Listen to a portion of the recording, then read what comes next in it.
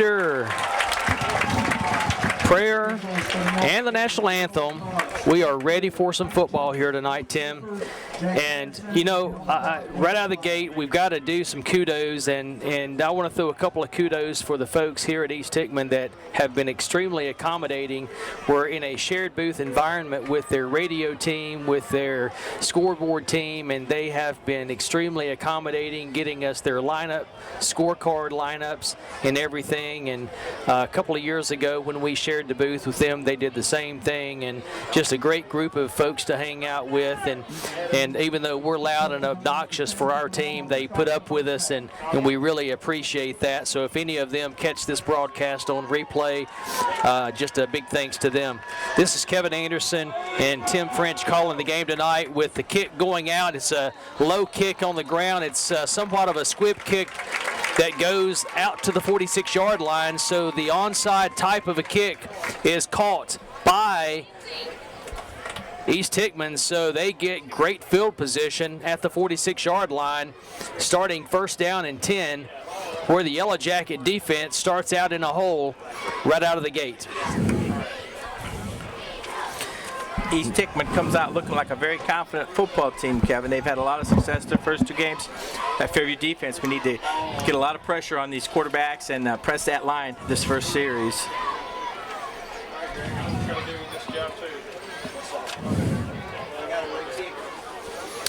Evidently, we had somebody offsides or something.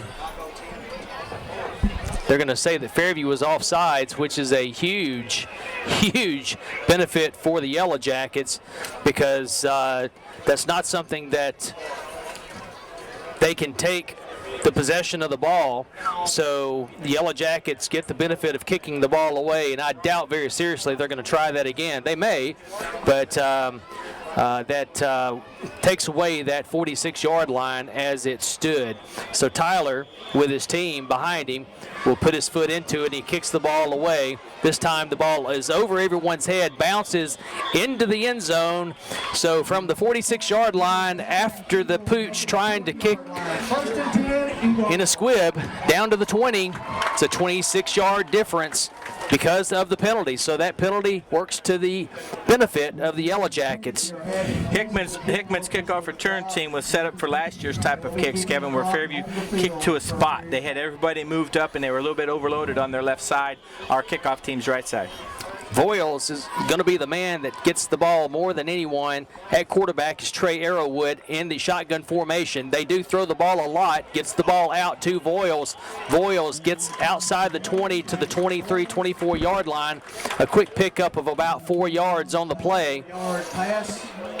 No huddle offense for the Eagles. Shotgun formation again, several receivers in the set. Arrowwood back again, this time quick handoff to Voiles going over to the left side. Gets maybe one on the play. It's going to be a quick 3rd down and 5 yards to go for the Eagles. Yellow Jackets ready for both of those plays. Staying in a no-huddle offense. Voiles back with Arrowwood. Shotgun formation. Arrowwood goes to throw the pass, gets it out. A good pass, good catch. First down, caught at the 31-yard line by number 6, the receiver, or excuse me, number 8, the receiver, Douglas Young. Is that 6 or 8 there, Tim? That was number 6. Number 6, Frazier, Dalton Frazier. Nice little underneath pattern. I thought we had a chance to get him behind the 30. Picked up that first down. First down this time, picked up by the Eagles on their first offensive series.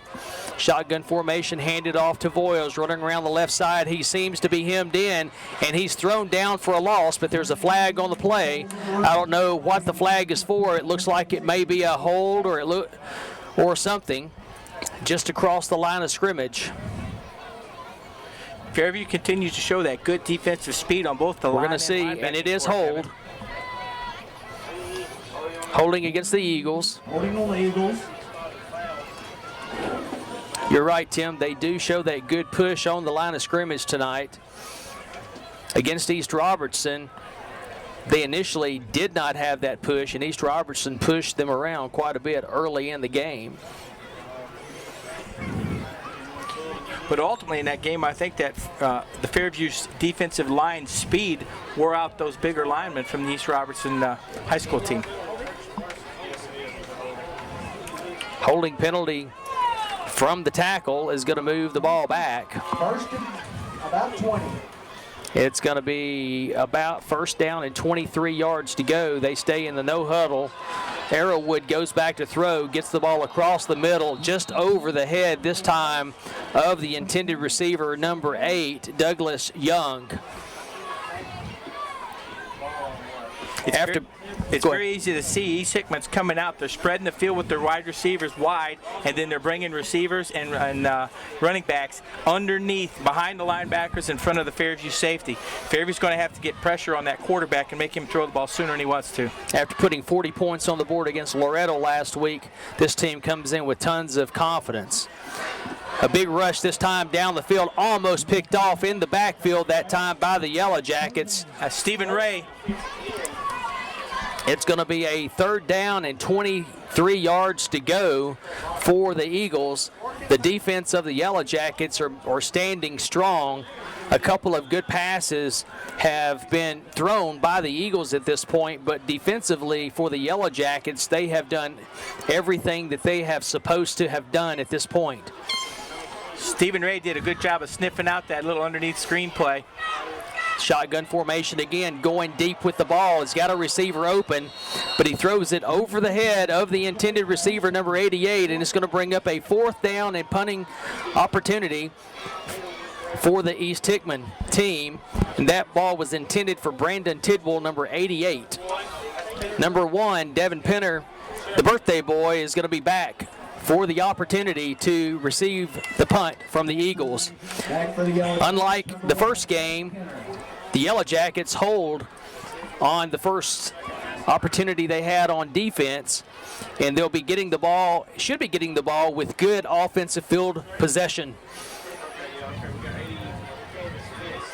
High snap going in, almost a block. Good kick, good catch.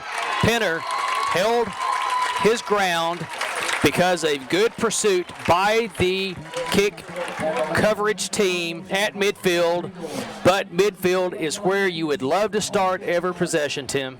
We did the best thing you can do. We caught the ball. We didn't let the ball bounce for 10 more yards and down to the 40-yard line. Penner picked it up, made the best that he could. Good coverage by the East Hickman High School team. Now we're going to have a little bit of tit for tat because we don't do a lot of huddling up either. In motion is the Yellow Jackets. They go back, throw the ball down the field, and it could be intercepted. Almost intercepted. Should have been intercepted. Ball tossed back that time and thrown. Was that Caleb Duke that threw the ball down the field that time? I think it was Gershon. Gershon? Yeah, number 5. Okay.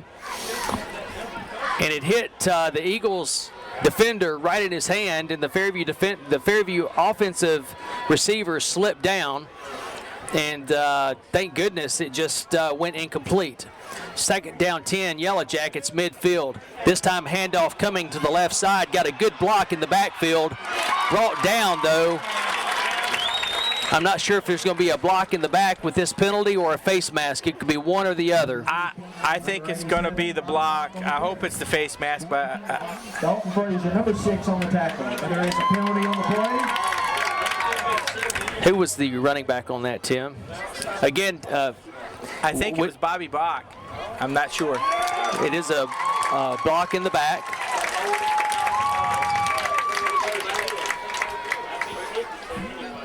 Penalty on the Yellow Jackets. And they're declining it. They stopped for a loss of 1 on the play, so it's going to bring up a third down and 11. So they choose not to take the penalty, which is interesting because that would have pushed them back 10 yards.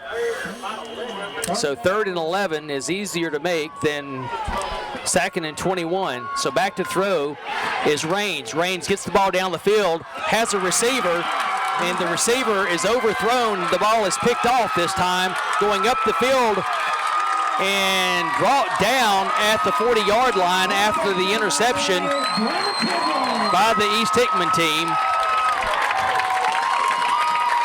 So first turnover of the year for the Yellow Jackets is the second game. Looked like the Fairview Yellow Jacket receiver was interfered with, but he was pushed coming across the middle, but there was only his receiver, and East Hickman had 3 people deep on that. It was going to be a tough catch. Yeah, it was into triple coverage, definitely, and the ball was overthrown, so it's really hard to make a call that's pro offense in that particular case. Shotgun formation again, no huddle, Arrowwood back. Throwing it back, look to maybe throw the ball, and he's brought down for a loss of 3 on the play. Good defense by the Yellow Jackets. Their defensive back, Daniel Raines, didn't get sucked up by the pitch. He stayed back true on the wide receiver, so they couldn't. That play was supposed to be an option pass. He took away the pass, and our defense smothered the guy on the sidelines. Good play, Fairview defense. A loss of 6 on the play. Roughly 16 yards. Second and 16. Jacob Voiles with a loss of 6 on that play. Arrowwood with the snap back. Pass out over the head of the intended receiver. Third down, 16 yards to go. Well, Tim, 2 different games. First game, nobody could stop anybody. This game, everybody's stopping everybody. So, but in both cases, though, they're still exciting high school football. That's right. I wouldn't think of doing anything else on a Friday night. Absolutely. It's a lot of fun. Arrowwood back. He's getting a little pressure from the Yellow Jackets. Getting a lot of pressure from the Yellow Jackets. He's going to be taken down, blown down. It's a sack. 4th down now and a mile. So another punting formation.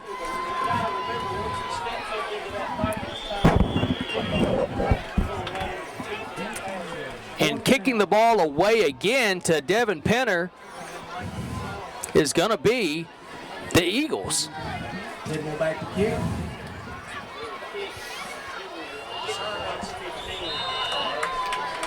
So quickly, we've had 3 possessions, 3 quick, no gains.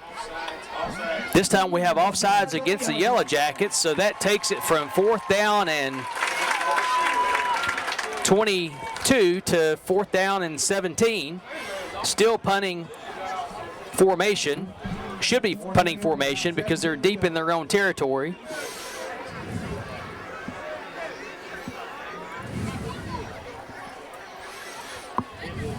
High snap back. Ball is blocked. It's picked up. It could be taken into the end zone for a touchdown. And it is. It's going to be a touchdown, Yellow Jackets. Blocked kick. Touchdown, Yellow Jackets. Kevin, we put pressure on both punts. We must have seen something in film that made us think we could get a punt block because we've tried to block both punt attempts tonight. That time we got there. It was a high snap. It was a slow snap.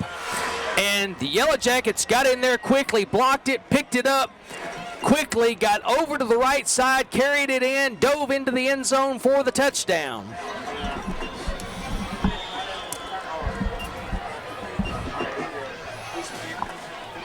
It looks like Imler's in. Is that Duke or Imler? It's number 6. That's Duke. Duke in, and the point after is no good. It looks like he didn't get much of the ball, Tim.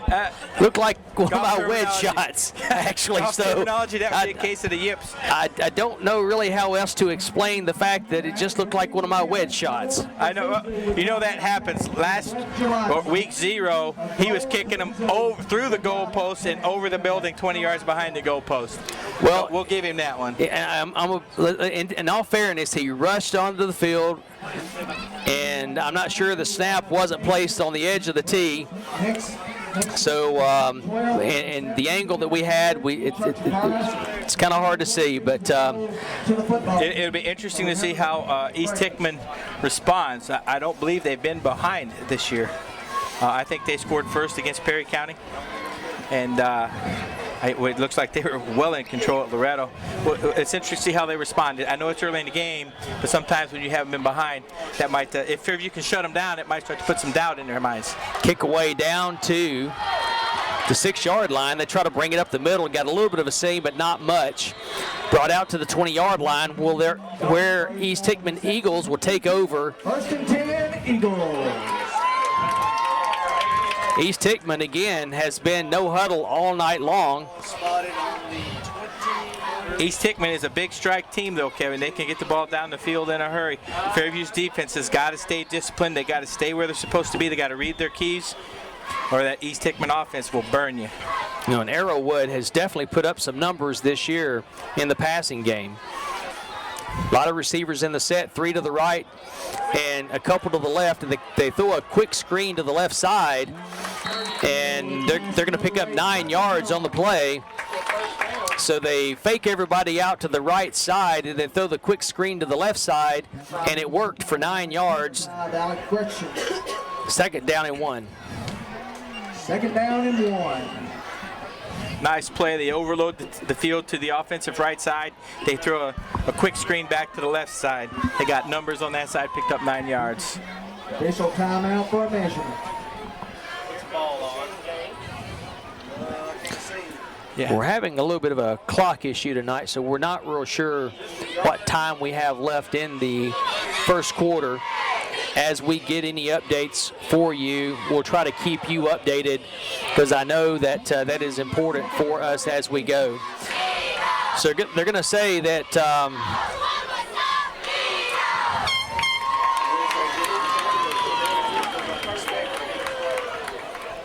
the ball was just a tad short of a 1st down, so 2nd and inches. Back to throw again as Arrowwood gets the ball out. Moving back to try to get more yardage this time is Voiles. Voiles gets enough yardage for the 1st down out to the 33-yard line, where he does get the 1st down from the pass from Arrowwood. Exciting looking offense, Tim, from the Eagles. 1st down 10. Good hustle by that Fairview defensive line. They're getting the passes completed, but Fairview's not missing tackles. That's the key to this game, and that's the key so far. Really good hustle, definitely. Both teams.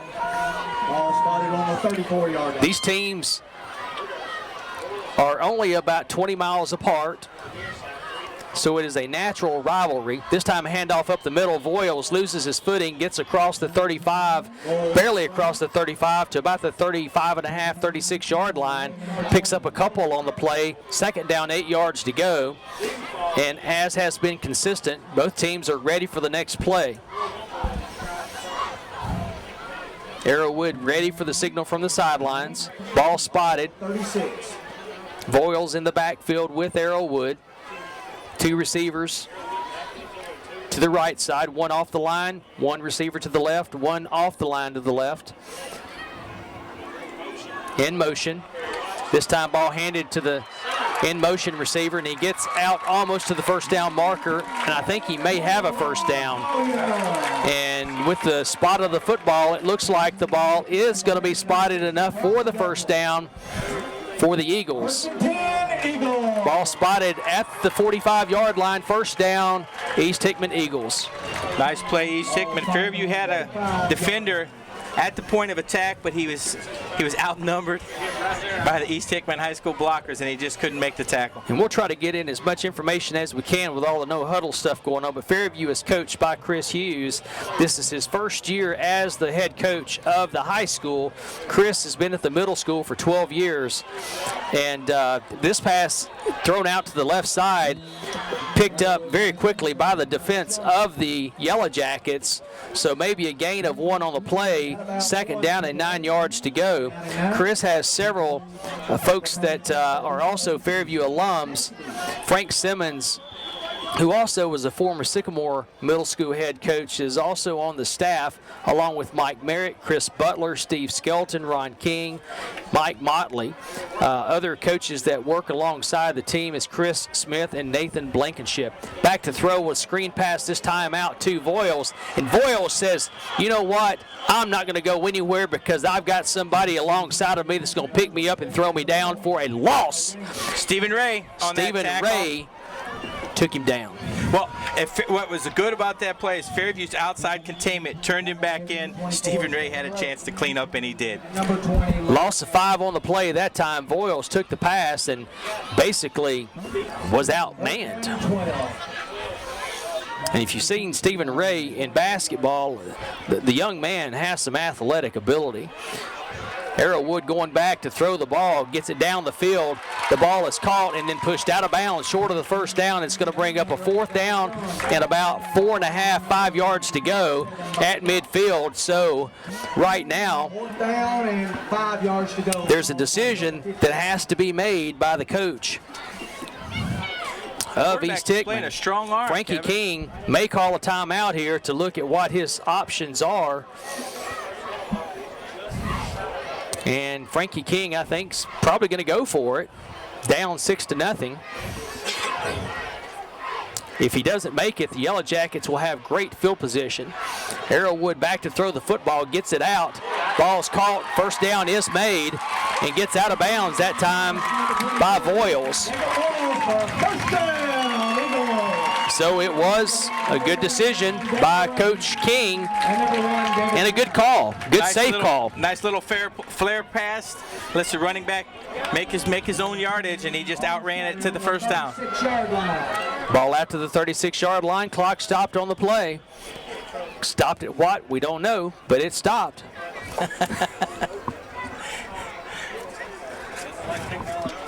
He's down there working on it.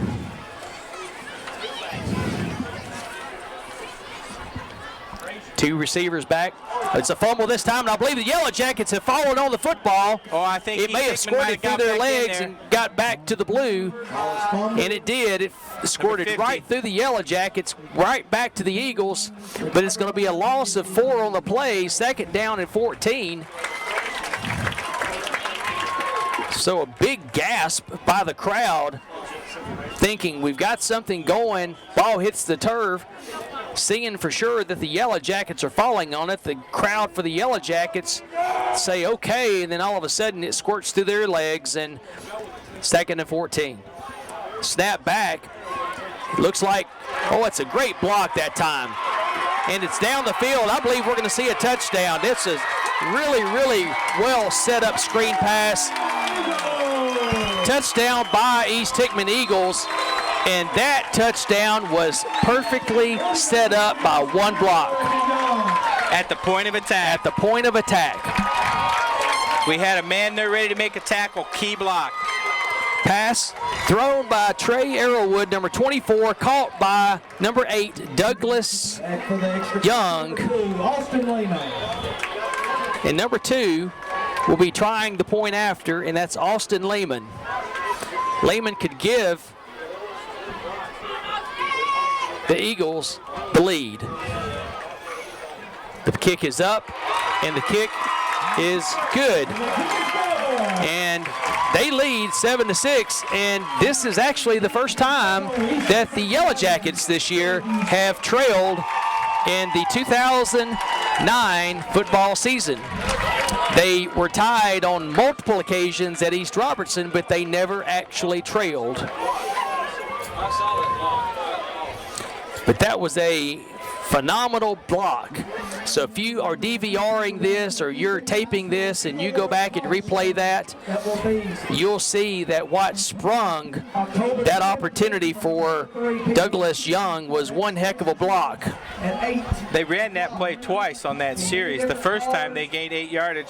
Fairview's linebackers were able to get over there and tackle, but on that time, perfect blocking at the point of attack and good downfield blocking, and then number 8 just took it to the house. Automotive class in the spring sport. The Yellow Jackets almost stopped the play in the backfield, almost sacked the quarterback, and then they almost had Young stopped short of the first down, but then he was gone. And in those handful of plays that we always talk about, the play before was a fumble that got away. That's right. Squirted right through 2 of the Yellow Jackets' legs. We're talking really 2 different players, so maybe 2 sets of legs, but 4 legs. However you want to calculate that. Back deep for the Yellow Jackets, but the ball is kicked on the pooch to the side. Penner picks it up. He's got some room down the sideline, gets a block, gets it out to midfield. The Yellow Jackets start off with good field position again, but there's a flag on the field, and I believe we're going to get a block in the back.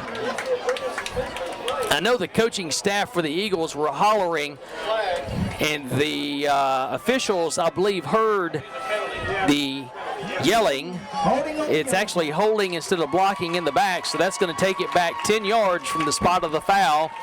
So from the 44-yard line, so it's going to move it back to about the 34-yard line, where the Yellow Jackets will still have pretty good field position to start their drive. Holding on the Yellow Jackets, ball will be spotted. One thing that we haven't seen yet, even though the Yellow Jackets have had the ball one time, Cassidy's not touched the ball yet on offense. I think that'll change soon, like right now. Ethan Cassidy gets the football, takes it across the 35-yard line, picks up a couple of yards, and that's going to be out to the 37-yard line, pickup of 3, 2nd and 7.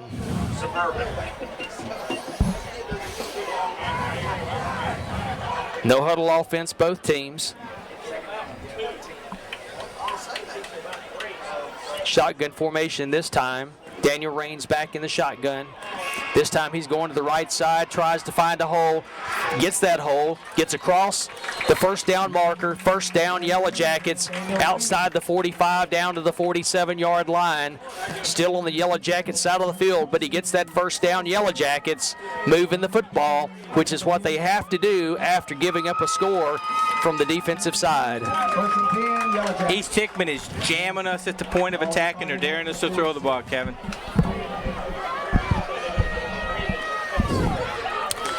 Three receivers in the set. Under center this time is Raines. Penner in motion. This time Penner takes it up the middle. He has some room, gets outside. He's got more room than the Eagles would have liked. He gets knocked out of bounds, but not until after he picks up about 14 or 15 yards on the play. Big play, Yellow Jackets. First down. First down, Yellow Jackets. Kevin, we sealed them on the outside. East Hickman had 8 people in the box. Once we had that seal, it was a numbers game. David Penner makes a great play. You know, most time you see someone in motion on that style of play, the defense sees them on a toss sweep. He stopped, turned up the middle. They had a gap up the middle on that play, and he shot that gap definitely. This time they fake the toss. They go up the middle this time with Cassidy. Cassidy is going to pick up his usual minimum yardage of 3, 2nd and 7. And again, I'm not real sure what time we have left. It's been a long first quarter here. Each team's had the ball, I think, 25 times, but 2nd and 7.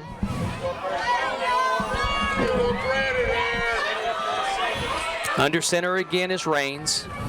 Cassidy behind him. Handoff again, Cassidy. Cassidy breaks one tackle, breaks a couple tackles, but the ball hits the ground and is picked up. I'm not sure who it's going to end up being picked up by. I'm hoping that the Yellow Jackets got back on the ball. Yeah, we did.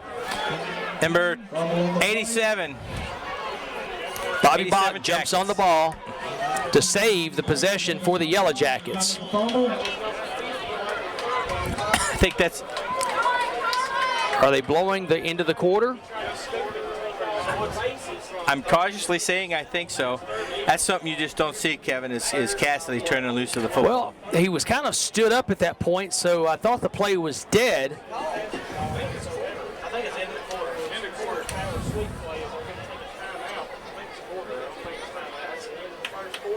So that is going to be the end of the first quarter. With the end of the first quarter, exciting as our first game, the home-standing East Hickman Eagles, undefeated on the year at 2-0, lead the undefeated 1-0 Fairview High School Yellow Jackets 7-6. So we go into the second quarter with, Tim, exciting football again. You know, it's a different game than we saw against East Robertson. East Robertson was just up and down, up and down, up and down. And this game is kind of played between the 20s so far. Our score came on a blocked punt. Their score came on a really nice block that they made on across the middle screen. But it's been really exciting football. No huddle offense. Good solid hitting on defense. Just good high school football. So at the end of the quarter, we come out. 3rd down, 13 yards to go. Running out to throw the ball, gets the ball down the middle, and what a catch! One-handed grab, brings it in, and I believe that's Bobby Bach that goes up and grabs and whirls it in, one-handed at the 25-yard line. 1st down. Great catch, Bobby Bach, but you got to give Daniel Raines a little credit there. 22 had that play covered. He had to drop that ball over his head and in front of the safety coming over. That was a nice touch by Daniel Raines. Great play by Bobby Bach. DVR this thing, baby. Watch that again. DVR it. Yeah, that's when you want to watch in slow-mo on the old DVR. Everybody's in shock. I'm up here talking, screaming, hollering, and the crowd down below me is looking at me like this guy's nuts. But that was a catch, baby. That was a catch.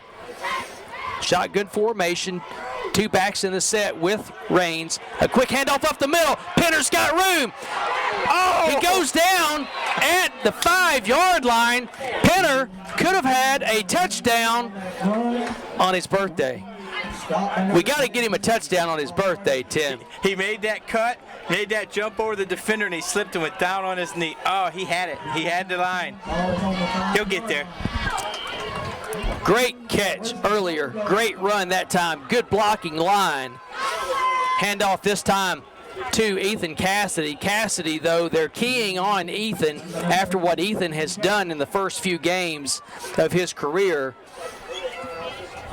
or all of the games of his career.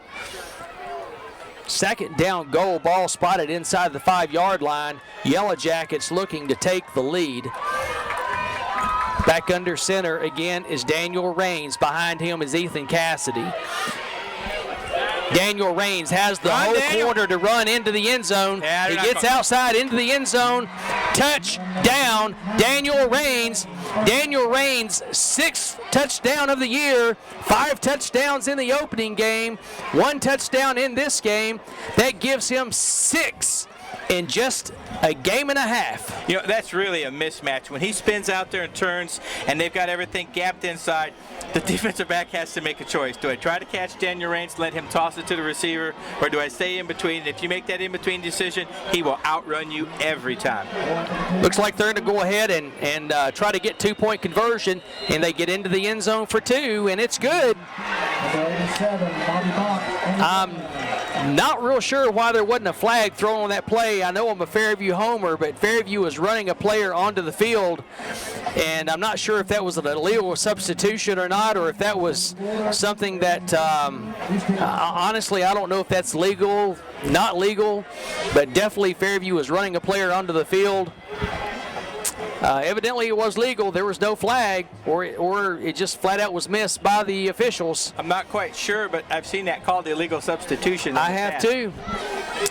Maybe the illegal substitution is when you've got too many people in the huddle and they're running off the field versus on the field, because he was definitely behind the line of scrimmage. Yeah, it could be when you break the huddle if a guy goes out and one comes on. I'm not sure. We try to do the best to call them as we see them, even though we all root for our own teams. But one thing that was for sure, the catch and throw from Raines to Bach was a catalyst, and then the nice run by Penner up the middle. Knee hits down at the 5-yard line, and then the fake to Cassidy up the middle. Penner takes it. Daniel Raines takes it around the left end, takes it inside the pylon for the touchdown. Kickoff this time goes down to the 5-yard line, is picked up looks to the right side. He spins and gets a little bit of a room, but he's not going to get any further than the 25-yard line, where East Hickman, trailing now 14-7, will take over. First down and 10. It looks like the clock is working. I think it's working. 10 minutes and 47 seconds left here in the first half of the football game. Tim, what do you think so far? Exciting? I think both teams are doing what they have to do. Fairview comes out first. East Hickman responds. Fairview gets the ball back. They know they've got to respond to keep the momentum and the mental side of the game in their favor, and they do that. Arrowwood still in at quarterback. Voiles back there with him. Jacobs had a good night tonight. This time, Arrowwood keeps the ball, goes around right in, and we're going to get a block in the back against number 6. Flag on the field. You had Frazier that time. A Fairview player was about to make the tackle, and Frazier definitely pushed the receiver or pushed the tackler away from the opportunity of making that tackle right in front of the striped shirt gentleman, and it was an easy call to make. So unfortunate for the Eagles. Have an abundance of plays. It just seems you can't guess what either one of them are going to do. Ball was on the 18. Moves the ball back to the 18-yard line. First down and 20. Shotgun formation, still no huddle. Arrowwood has a big set of receivers coming back to him. Goes out there again. That's the number 88, Brandon Tidwell. This time they screen to the strong side. They've been screening back to the weak side or in the middle. This time they screen to the strong side. Good catch that time. Looks like we have a player down. Official timeout. Injury on the field. It's an Eagle player down, and let's just hope that there's a little cramping going on. It's number 88, it looks like. And that's Brandon Tidwell. And definitely Brandon Tidwell's a key cog to the team for the Eagles, and let's just hope again that we got just a cramp that's happening on a little bit of a muggy night here in September. But Tim, going back to the first game that we had and kind of moving into the first quarter and couple minutes that we've played, kudos to what Chris Hughes has done with his staff, and none of us knew the style of football that we were going to see Chris and his group bring to Fairview High School. We've seen 3 different coaching staffs, 3 different styles over the last few years, and we just didn't know. And I can say personally that this has been fun. And those of you that are watching our telecast, East Hickman High School automotive class, and you need to come out and watch this. Watch it in person. Watching, of course, our telecast, we encourage you to do that because you can replay it over and over and over again and see the good plays. But in person, get out here and scream and root these kids on. These kids have been busting their butt all summer learning these new systems. But this has been exciting. What do you think? It's an exciting brand of football, and you're right. It's fun for the fans. Fans love to see the ball move up and down the field, and they love their defense to hit hard, and that's what we're seeing. But the underlying piece of all of this that we've seen this year by these Yellow Jackets is they're playing wide open football, but they're playing a disciplined brand of football too. They're not making mistakes. They're not making mental mistakes. I know we had penalties at the end of the last ball game, but that's really an anomaly. Fairview's still playing that good, solid, disciplined football. They're just playing an exciting brand of football that the fans just love. Yeah, absolutely, absolutely. And again, calling tonight's game, sometimes we get abused a little bit because we don't tell everyone who we are. I'm Kevin Anderson, Tim French along my side, and Tim certainly makes me look good most of the time. I don't know how you can do that, but he certainly does a great job of keeping me straight. Great hit that time. Arrowwood takes it around the left end, tries to get outside. The Yellow Jacket defense says, not this time, folks. We're going to take you down behind the line of scrimmage and bring up a third down at about 22 yards to go. But Bob King got here early tonight, about 5:30, 2 hours before the game, set up everything for this to happen. So all of you teachers and students, parents, let everyone know at the school how much you appreciate that Bob King made this happen for you so that you can watch this. Now, we've got some exciting things that's going to be happening for ways that you can watch the football games, maybe even live before the end of the year. So we're not going to let all the cats out of the bags, but we're really excited about what we're doing. We being the media department here at Fairview High School, Tony Donan, Ricky Jones, all the folks, with everyone's support, we really want to give the community of Fairview the best opportunity, not only for football, but for any of the sports, to see them in the best possible light. And I can just say for myself, it's a blessing to have the opportunity to be involved with it any way possible. Yeah, Kevin, it's really hats off to Bob King. He makes all this happen. If it wasn't for him, there'd be no Kevin and Tim being able to call the game. And you got to give hats off also to the administration, as you said. And I'm just very appreciative of all they do in allowing us to come out on Friday nights and do this. Absolutely. Arrowwood back again. Voiles back there with him. Snap back, looking to throw. 3rd and long, gets the ball down the field. Receiver not open, ball goes incomplete. It's going to now bring up 4th down, 22 yards to go. A sure punting opportunity for the Eagles. The Yellow Jackets, if they play their cards right, playing their cards right meaning that they don't rough the kicker, they are going to have excellent field position. Kevin, that play, Fairview stays in the passing gaps. They get good pressure on the quarterback. They made him step up and throw it before he wanted to. That's what we've got to do with this passing, against this passing attack of the East Hickman team. Snap back, throwing it down the middle. It's going to be a fake, but before they could get the fake off, there's a penalty on the play. That was gutsy. I'm going to give Coach King that. That was gutsy.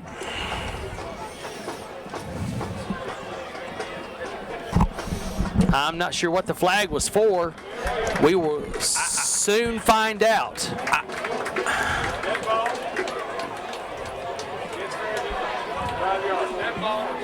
It was a dead ball penalty, 5 yards against the Yellow Jackets.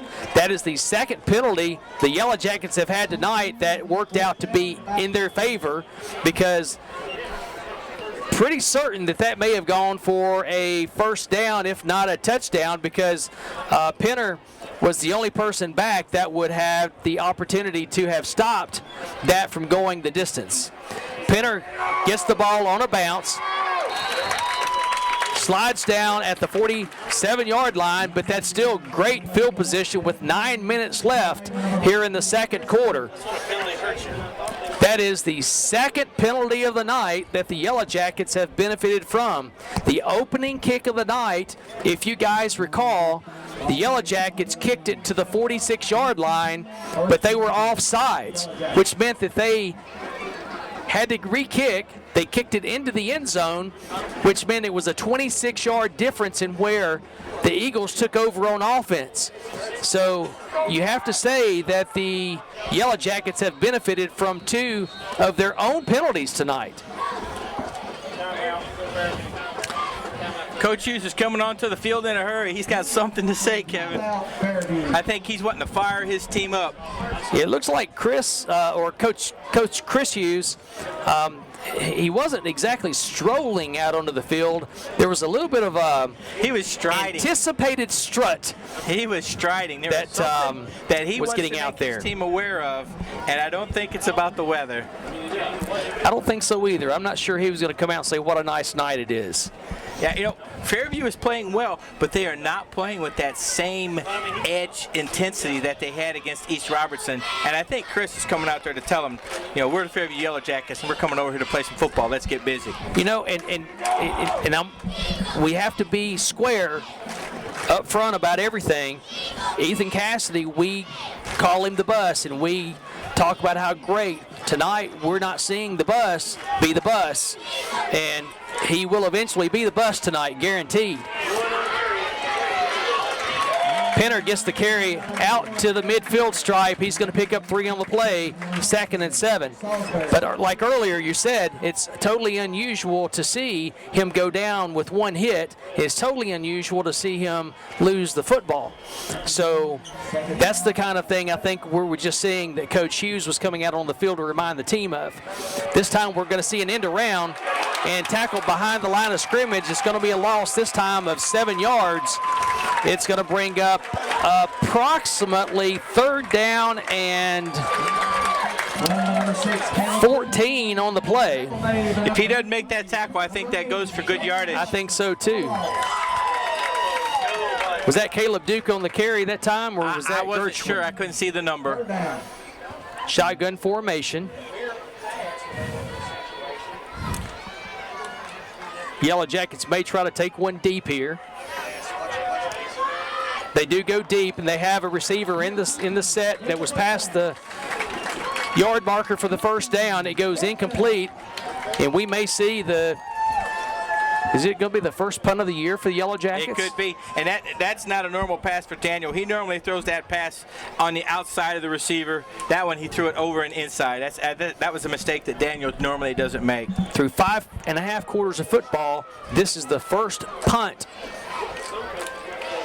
I would have we're really going to liked see to for the Yellow that in Jackets for a touchdown, Kevin. That would have been one of those mental, game-changing momentum swings right there after a good defensive stand. Number 85, Tyler Emler. It'd be neat to see the kind of a turnabout fair play, fake punt up the middle. Great kick that time. Ball caught at the 10-yard line. In the back. Block in the back. I don't know if they're going to call that or not. They did catch that, so that's going to take the ball down at the 10, let's see, 15. That'll take the ball down to about the 7-yard line, where it'll be 1st down and 10 yards to go, starting this possession for the Eagles.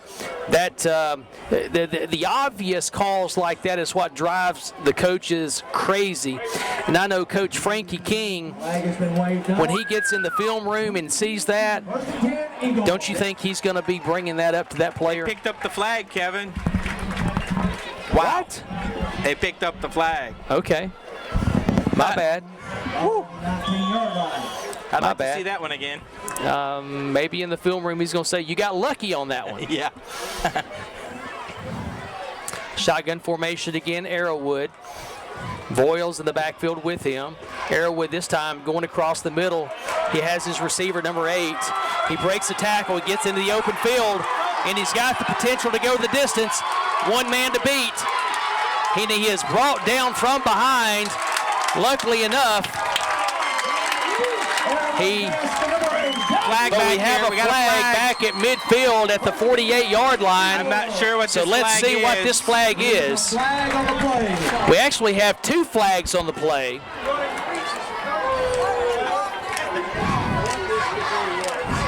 That's the 3rd time they've run that play, Kevin.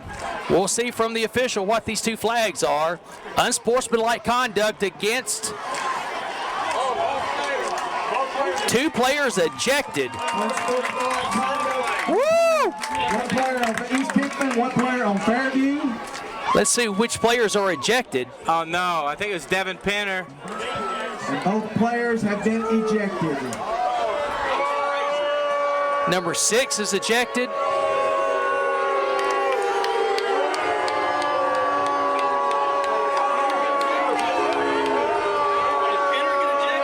I'm not sure if it was Devin or not. I can't hardly see their numbers.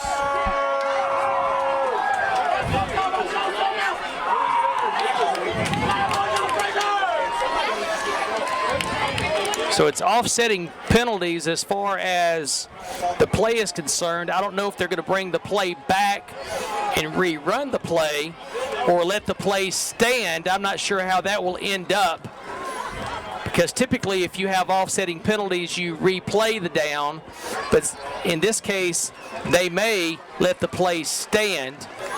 I know for certain, just based on the player Dalton Frazier coming to the sideline and his reaction, he's the player ejected from East Hickman. From the Fairview sidelines, we I see are Devin not sure. Penner on the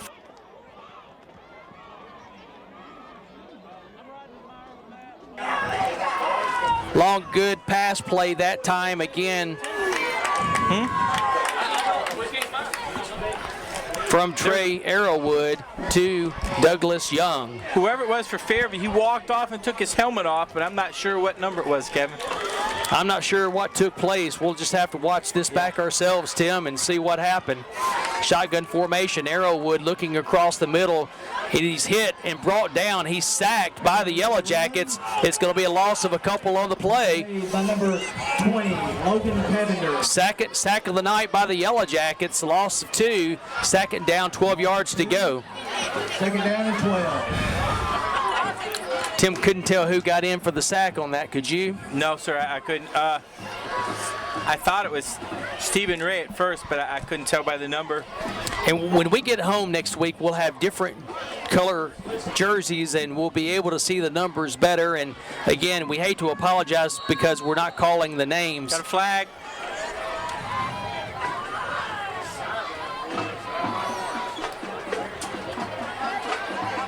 Sideline. Sideline warning is the call.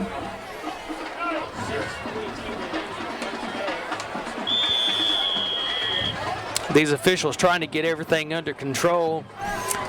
Second down, 12 yards to go, 6:35 counting down here in the football game. Handoff to Voiles. Voiles is hit well behind the line of scrimmage at the 20-yard line. Number 22, Jacob Bowles on the run. Tackle made by number 20. We have now had 2 huge losses on the play. Third down, 20 yards to go. What was a promising drive has now become third down, 20. Arrowwood looking to the sidelines. Clock winding down, 6:10 and counting. Eagles trail 14-7 in this ball game. Arrowwood staying in the shotgun formation, looking into the end zone with the pass, going into the end zone. Ball intercepted by the Yellow Jackets. This drive is thwarted with the interception into the end zone. Alex Gershon goes up, fights number 8, Douglas Young, for the football and wins the battle into the end zone. Ball slightly underthrown by Arrowwood. I believe had the ball been thrown just a tad bit longer, Young would have had a better opportunity to fight for it. But as it was, got a flag. Gershwin was able to get the ball away. Another flag on the field, so we don't know. Illegal procedure declined. Illegal procedure on the Eagles. Touchback. Yellow Jackets. First down, 10 yards to go at the 20-yard line. Defense steps up, takes the ball away from the Eagles. First down, 10 yards to go. I think that ejection fired the Fairview defensive team up, Kevin. They were playing with a lot of fire on that last 3 series. You got to give Daniel Raines credit for coming over and making that touchdown-saving tackle, too. I'm going to tell you, Tim, this Eagles team, these guys are good. Yep. And it's fun watching this East Hickman team. They're classy bunch of kids out there. There are some good players. Getting outside, Caleb Dukes. Oh no, this is Daniel Raines. Raines just gets out of bounds. Man, I tell you what, I can't see these numbers, and I feel silly calling certain players' names. I'll tell you, this is like watching the same team in 2 different uniforms. Woo! They are both wide open, full throttle, on the gas all the time. A pickup of 23 yards on the play. First down, 10 Yellow Jackets.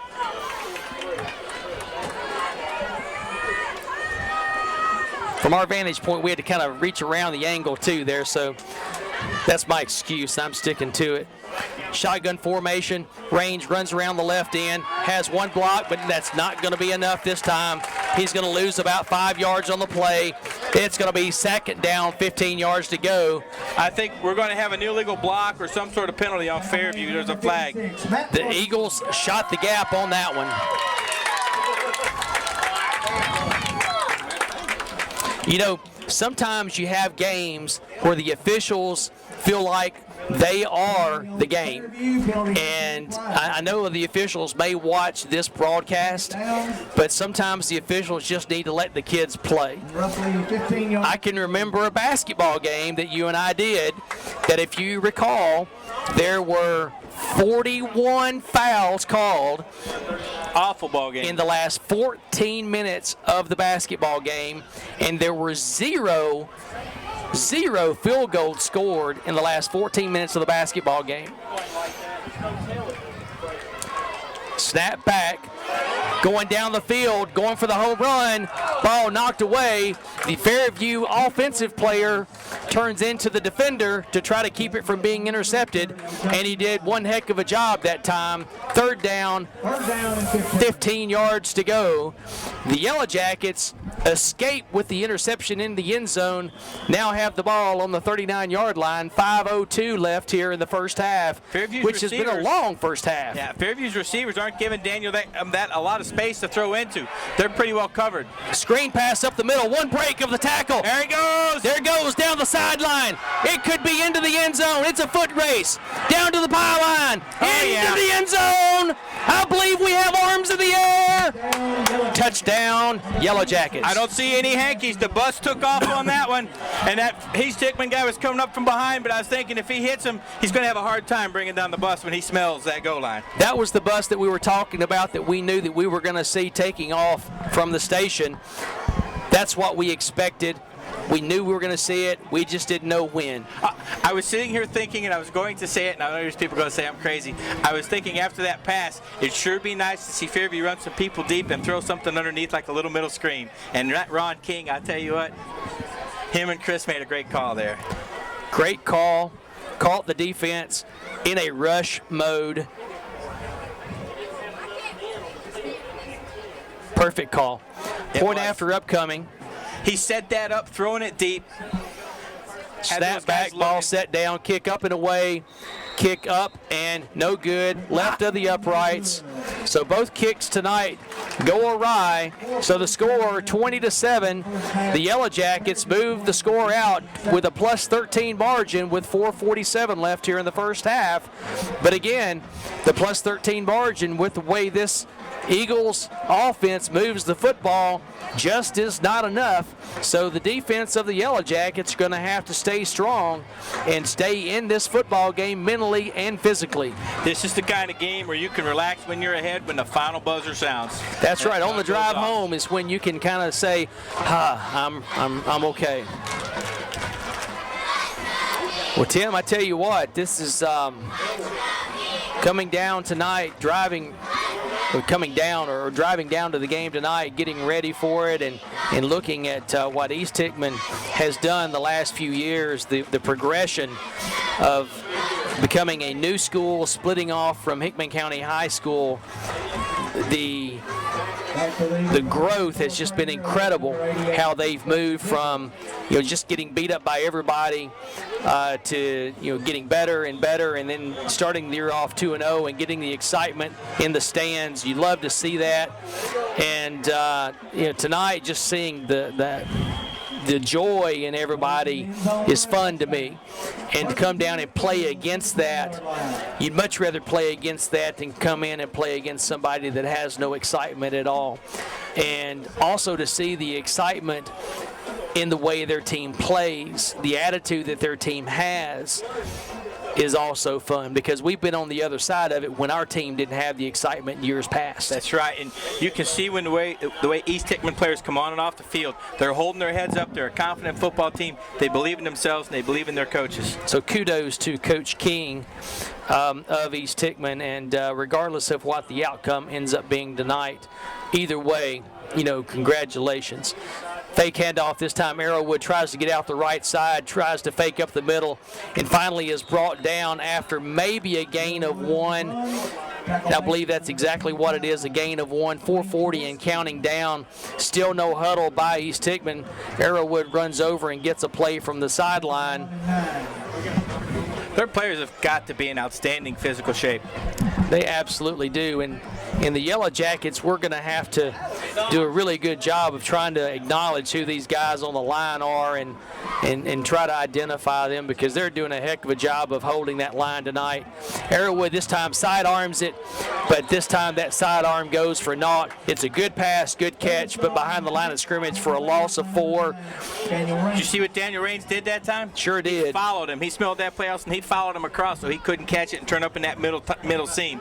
Tell you what, we huddled hustled and got to the quarterback. Quarterback did a good job, Arrowwood did, of side-arming the pass. Vince Young did out to number 8 that time, and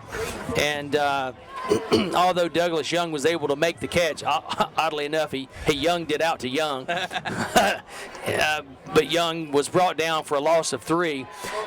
Arrowwood brought down for a sack. Well inside the 10 at the 6-yard line. It's going to be 4th down and a long, long way. Number 20, I think that's Dalton Cavender for the Jackets on the sack. Number 20 has been everywhere tonight. Logan Cavender tonight, sophomore. Had the Logan last name Cavender. right, wrong first name. Dalton, or what's his name? Logan Cavender. Logan Cavender. It's a sophomore. I'll get the numbers, you call the name. I'm going to tell you, if you can see the numbers, I'll call the names. If they stand up and the light hits them just right, I can see it. But the lighting here is much better than it was at East Robertson. Yeah, East Robertson was dark. Well, I think they had people standing up in the stands with flashlights on the field. I'm surprised the players could see the field. No offense if there's anybody that is kind of catching this, that lives in East Robertson, Cross Plains. Because I'm sure those AA batteries were working really well that night. They just didn't. They did not have a lot AAA batteries, of lights. you think, or AA? I don't know. They didn't have a lot of them. No, they didn't, did they?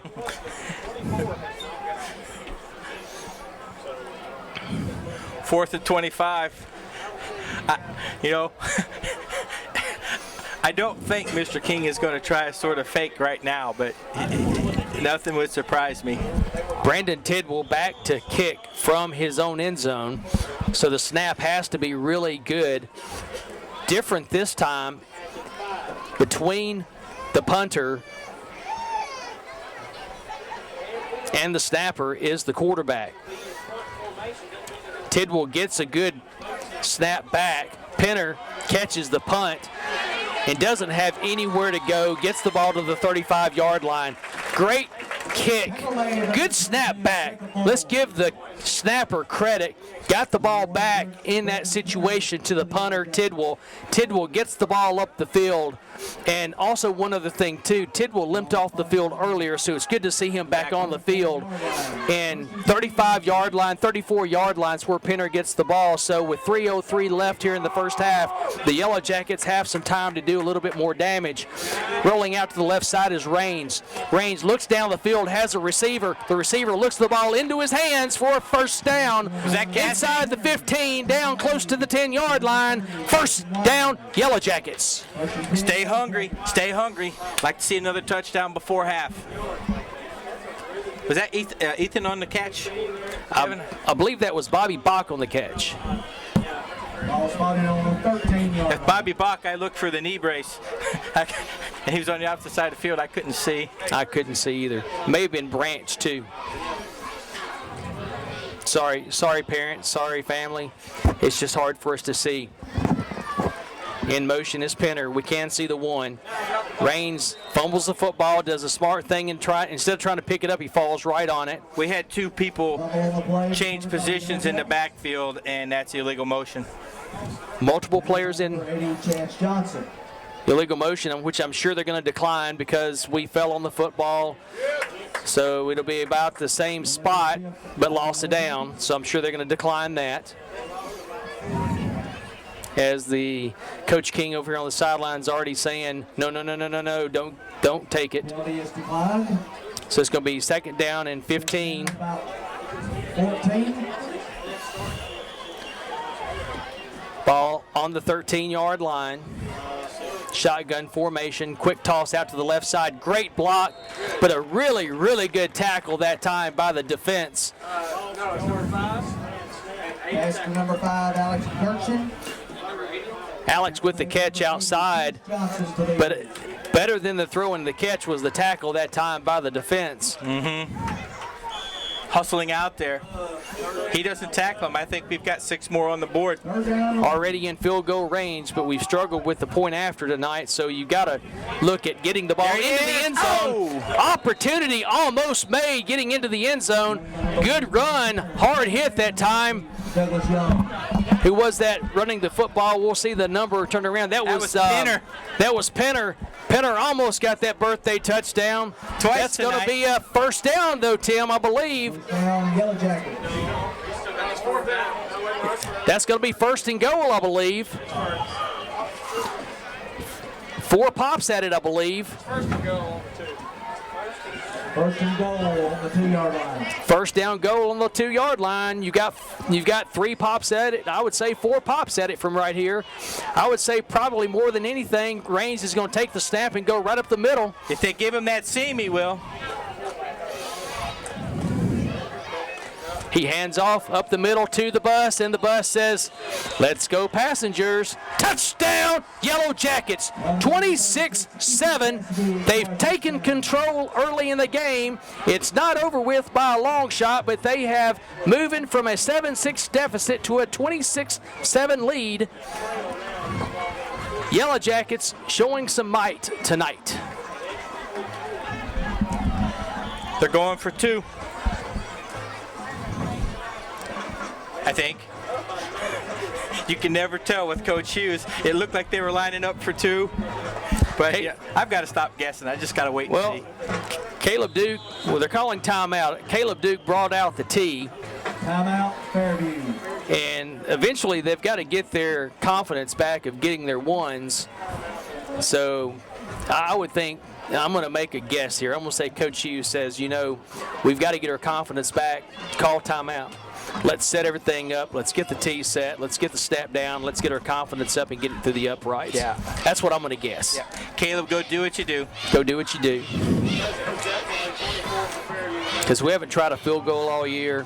We've got to. Eventually, we're going to have to kick a field goal. We're going to run into some field goal situations that are key parts of games. Kevin, since that double personal foul and the ejection of the Fairview Yellow Jacket player, Wow. That's fired up our team. We are playing with a higher sense of intensity out there since that happened. Have you seen which player we're playing without yet? No, I'm not sure. Coach Hughes rotates a lot of those skill players in and out. And We are going for 2. Shotgun formation. Snap back to the guy that's in motion. They throw it into the end zone, wide open into the end zone. 2-point conversion is good. That was pretty creative. Had everyone in the crowd fooled. Had everyone in the booth fooled. That 2-point conversion was good. Remember last week? 28-7. Remember last week against this Robertson to play the double Yeah. reverse pass to the Yep. receiver right in the middle of the field, deep Yep. in the end zone. I certainly do. 28-7. And keep in mind, folks, it's 1 minute left here in the first half of action that the Yellow Jackets kicked the ball off to start the game. So if they can hold East Hickman, I did that last week or 2 weeks ago. I called East Robertson East Hickman and vice versa. So I guess I was due to call somebody something. But if we can hold East Hickman here, we get the ball back. So we kick the ball away, we kick it deep, which I love seeing, kicking it deep into the end zone. Love seeing that versus the pooch kick, personally. Yes. Pooch kick has its place during certain times, but I love seeing it kick deep. If you can kick that pooch pick down to the 15, pin him on that little line Love on the it. side, Love it. I can deal with that, but that's a lot to ask. Yeah, the 45-yard line. And all of it has its place. I'm not coaching by no means. All of it has its place. So with 1 minute left here in the first half, 28-7 lead. Yellow Jackets 21-point advantage. Shotgun formation, handoff this time to Voiles. Voiles gets a 3-4-yard gain on the play. Clock running down to 50 seconds. Fairview can't relax. Coach King's the type of coach, he will take a shot. Absolutely, he will. And he also has a huge power in Douglas Young. We've already seen Young take the ball deep twice, and thank goodness he was caught from behind one time. And definitely Arrowwood's going to be looking down the field, and there he is.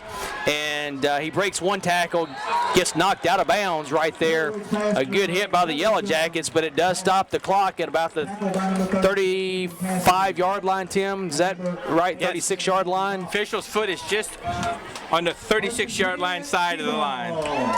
Nope. 25 right seconds. Dab on the 35. 25 seconds left. Clock stopped.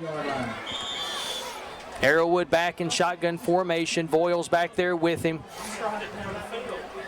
Got a couple of receivers in the set, but he's going to be looking for number 8, I would imagine. Oh.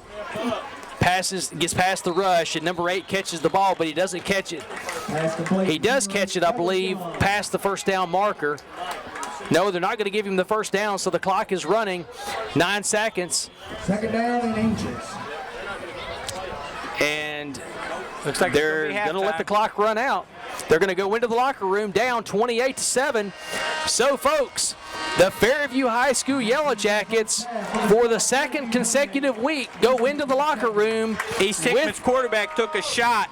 He's holding his arm and he's walking off a little gingerly, Kevin. Players and cheerleaders He sure is. 50-yard line. Well, the Yellow Jackets go into the locker room for the second consecutive week with an advantage. They go into the locker room for the second consecutive week doing what they wanted to do, and that's being offensive, creative, playing hard, playing strong, and hitting hard. You know, Kevin, that offense at Fairview, it's explosive and it's exciting, but you've got to give our defense a lot of credit. Absolutely. We've bent tonight, but we haven't broken, and we have tackled. Absolutely. We have tackled in almost every instance, except, number 8, he's an athlete. You give him a seam, and he's got the speed to turn it on. We'll have to shut that down. But overall, Fairview's defense has done an outstanding job against this explosive East Hickman team the first half. Pretty darn exciting stuff so far tonight. And we've got about 20 minutes of halftime action here. Tim and I are going to go away for a little while, and we'll be back in a little while, ready to call the second half of action for you. Look forward to be back. Talk soon.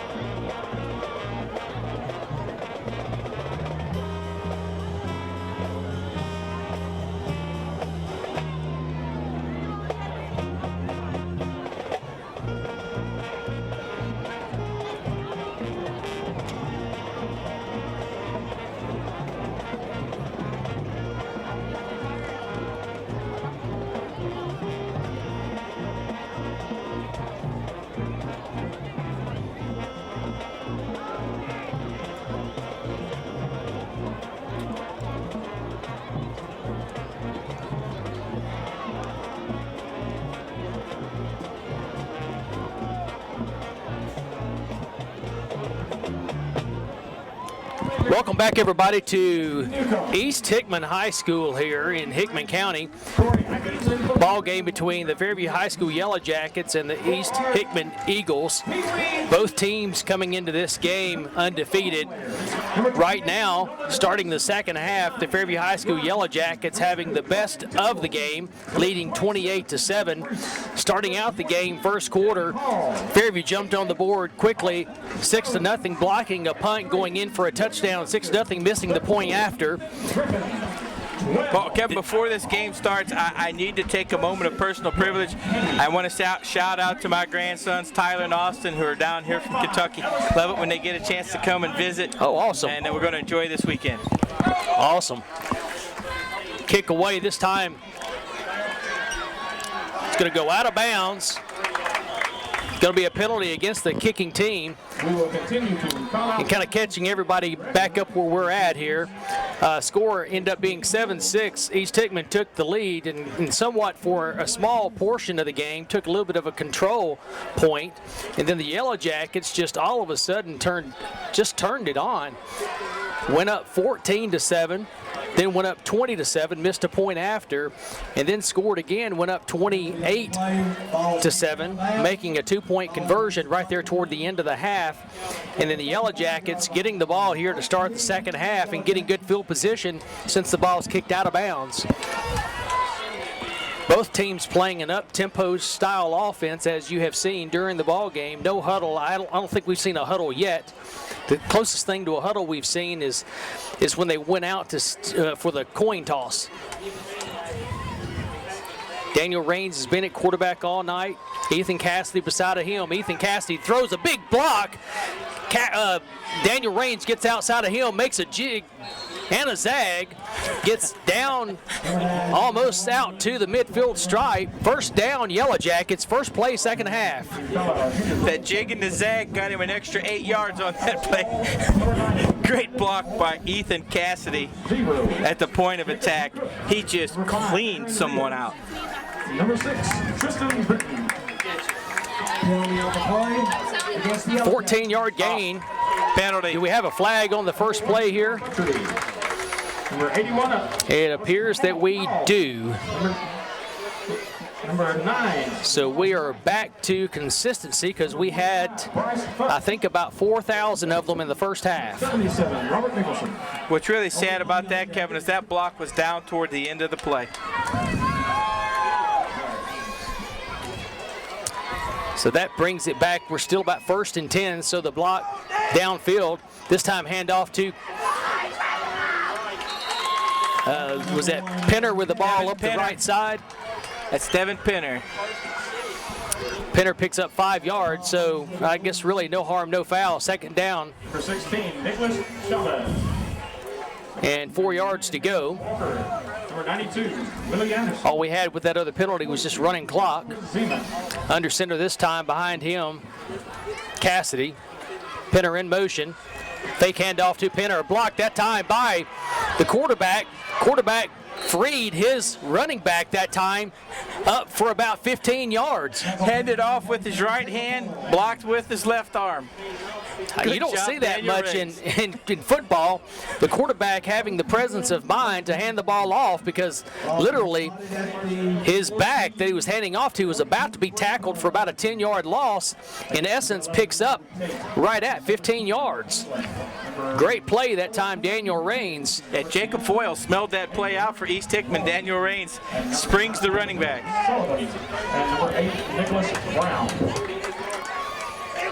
Wish my golf ball was that smart to go in the hole. I just wish Quick it would go handoff straight. that time up the middle to Ethan Cassidy. Cassidy, Number 36. quick hits, smelled out quickly by East Hickman, but he still picks up 3 yards on the play. Second down, 7 yards to go. I didn't give him enough credit. He got 4 yards. Second down, 6 yards to go.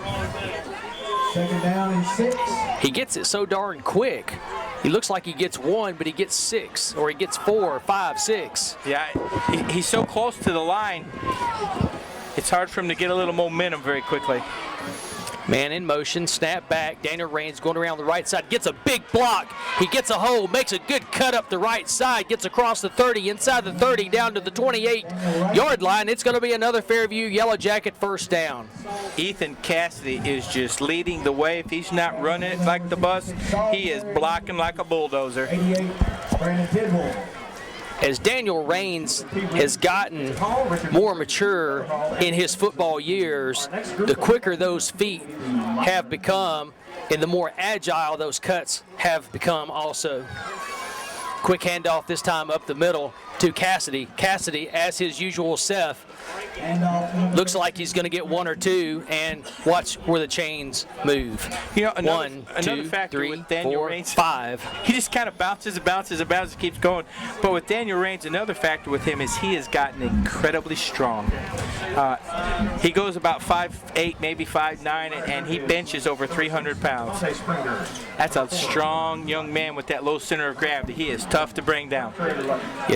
We show Daniel Raines on the chart. Daniel Raines on the chart is a senior, 5'8", 162. This time going around the right side is Penner. Penner gets into the end zone. Touchdown, Yellow Jackets. No hands. There you go. There is that birthday touchdown. We knew we were going to get it. Blow out the candles. Touchdown, Yellow Jackets. Number 2.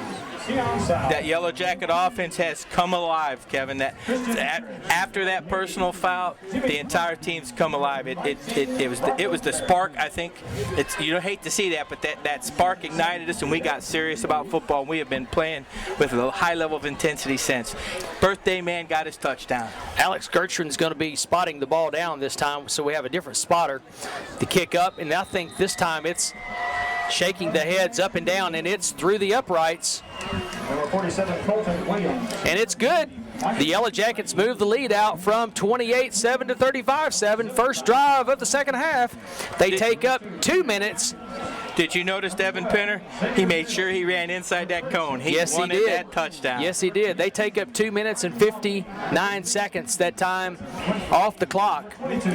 Were you able to find out who is ejected for Fairview? I was not able to. I was not. I went down and asked a couple of people, and the people were just as knowledgeable as we were. They didn't know. We'll have to find out from the Fairview coaching staff. Not that that's something we need to be broadcasting. Stephen Ray was the gentleman that was ejected, so we now have that answer. And that answer came from producer extraordinaire Bob King. I don't know why we didn't ask him to begin with. He is always the gentleman of knowledge. Ball kicked into the end zone, not able to bring it out. Start first down 10 for the first time that they get the ball on offense in the second half. The Eagles first down 10, ball on the 20-yard line. Bob King is not only a producer extraordinaire, he is our spotter. Spotter. He is a fabulous spotter. He can find out what we need. Now he can tell you who's in, who's out. Now, the question is, I know in some ejections you have to miss the next game. Is that true in football, Tim? So is Stephen Ray going to have to miss the next game? I know in basketball, I think sometimes it's 2, depending. But my understanding is you do. Arrowwood on the keeper, brought down from behind before he gets to the first down. He gets a pickup of 9 yards on the play. It's going to be second down and 1. Again, that's something we'll have to find out after the game to see if Stephen will miss the next game. And that's a shame because he has been playing doing a great job on the defensive side of the ball. Yeah, it's really also interesting, too, that Dalton Frazier would be messing around with Stephen Ray. Stephen Ray is a lot bigger than that gentleman is. Trying to run the right side, and he's hit, and he's brought down quickly by the Yellow Jackets. It's going to be going from 2nd and 1 to about 3rd and 6 on the play. So a 2nd and 1 golden opportunity play turns into a 3rd and 6. Oh, now what do we do play? I believe that was Bobby Bach on that hit, Kevin. Number 53, Dave Smith. Number 83, James Hargrove. Number 33, And as you know, Tim, when you have a 2nd and 1 opportunity, you feel like you can run just about anything. You can be creative. And then when you get 3rd and 6, you're like, 21, my playbook just tightened up on me. 19. 3rd and 6. So now you got Voiles in the backfield with Arrowwood. Arrowwood gets the snap back. He's being rushed. He gets the ball across the middle. Yellow Jackets expecting it, and they bring down number 8, Young. Young goes down. The ball hits the ground. We're going to see if they call it a fumble or if they're going to say that he was down. They're saying, looks like one official saying that he might have been down. Another official is. There's some people banging in that pile. It'd be interesting to see what they call. So we're going to see what they're doing here. There's a little bit of a scrum. Yep. They're saying that the ball is the Yellow Jackets football. They're pointing the Yellow Jackets way. 12, Wayne Littleton. Number 2, Christopher Tidwell, and the coaches are Darren Kennedy, Jim Bates, David Zivig. Unsportsmanlike conduct, Yellow Jackets. Unsportsmanlike called on Fairview. Got to maintain your focus out there, Kevin. You got to stay disciplined. We just took a turnover from inside the 30-yard line. Now we're going to have a 15-yard penalty. Still our ball. Still a turnover. We can score. But you just hate to see those kind of things, Kevin, in a high school football game. Ball spotted at the 40-yard line. Tim, did we get the football? They were pointing. Yes, we did. We did get the turnover. Now it is 1st and 10 Yellow Jackets ball at the 40. So we did get the football. We got the football, and when I thought I saw a scrum, I saw a Fairview player going across the top. I don't know if that was the personal foul. Just a late hit. Yes. So Daniel Raines in, still at quarterback, shotgun formation. Cassidy in the backfield with him. Quick toss out to the right side. Branch. Looks like Branch has the football. Hit by 2, 3 players. Voiles on top. Last man to bring him down. Branch with the sure hands, like his dad Richard. Number 80, Hunter Branch. He picks up 3 on the play. It's going to be 2nd and 7. Made by number 5, Colton Frazier.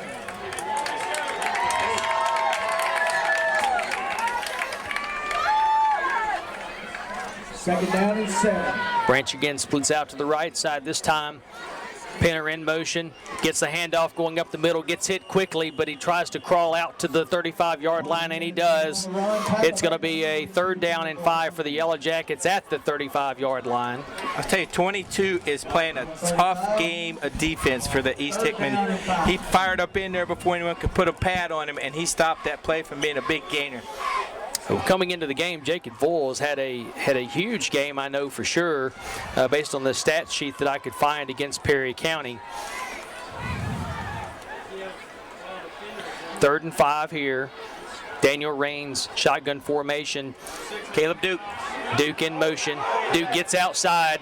He gets the 1st down. He breaks a tackle. He goes toward the end zone. He may get into the end zone, and he does. Touchdown. Is there a hanky on the field? There is a hanky, and I believe we've got Fairview with an illegal block out on the outside. Caleb Duke, but there is a penalty on the play. I believe we've got an illegal block by Fairview at the point of attack. Wow.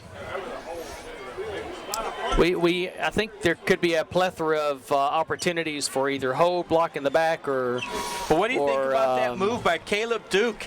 That was 1-on-1, makes him miss. You love to see that kind of stuff. A little shake and bake out there in the open field. Shake and bake with some jets. Now you got 3rd down and 17 yards to go. So it goes from touchdown to 3rd and 17. Great call, though. That was a great call. We pounded it to this right side, had East Hickman moving to the right side, and we come back to the left side. Great call. Duke had a 44-yard run in the game against East Robertson. Going down the field this time, a good throw and a good catch and a good 1st down play. Yellow Jackets needing 17, and they get 21. 1st down, Yellow Jackets.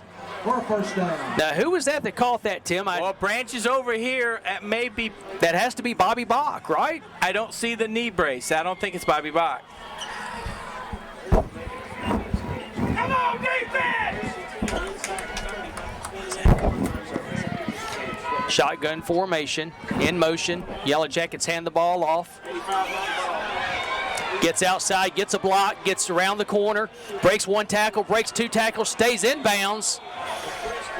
Gets inside the 10-yard line, spotted down at the 7-yard line. That's Tyler Imler. So I believe it was Imler, based on that run, that probably caught that last pass. That was Gertchen on the catch. It was Gertchen on the catch? Yes, it was Gertchen on the catch. Our friends over here from East Hickman have some nice binoculars, and they helped us out. Their binoculars better than our binoculars. Yeah.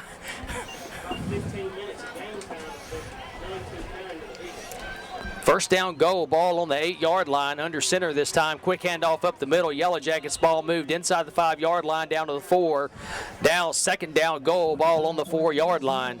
Daniel Raines doing an excellent job of authoring the offense for the Yellow Jackets. Coach Hughes is making calls after they're lining up on the line of scrimmage in some instances. I love that kind of stuff. Waiting to see what the defense looks like, and then he'll make a call into Daniel Raines. He trusts his quarterback, and he's a good offensive mind over there. Raines rolls out to the right side, looks into the end zone, dives to the pylon, touches the pylon with the football. Touchdown, Yellow Jackets! Raines, touchdown, number 7 on the year. Touch the ball to the inside of the pylon. 41-7 Yellow Jackets. They have moved out to a very large lead in this football game.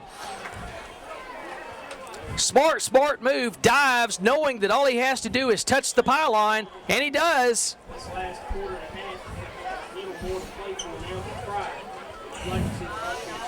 Snap back, slow snap, kick up and through the uprights, and it's good. So the Yellow Jackets have done exactly what they wanted to do, and that's get the consistency of the ones through the upright after the touchdown. Tim, I have been totally happy with what I've seen with this offense. They are thrilling, they're exciting, and have a lot of weapons. They have a lot of weapons. This wide open offense would not work if we didn't have the weapons we have with Daniel Raines pulling the trigger, the bus back there. You've got Branch, you've got Gershon, you've got the birthday guy. Hey, for any other team watching, we're totally one-dimensional. Yeah, if you're coming to play, we do one thing. We do one thing well. We score points. That's right. We're one-dimensional. We just moved our average on the year to 41.5. Penner. Birthday man, Derek. Penner. And we got Caleb Duke. Devin Penner. And we got kick away, Caleb ball Duke hits on the ground, goes into the end zone. Love that again. Ball is going to come out to the 20-yard line where East Hickman will take over. First down and 10. Ball on the 20-yard line. We've got weapons.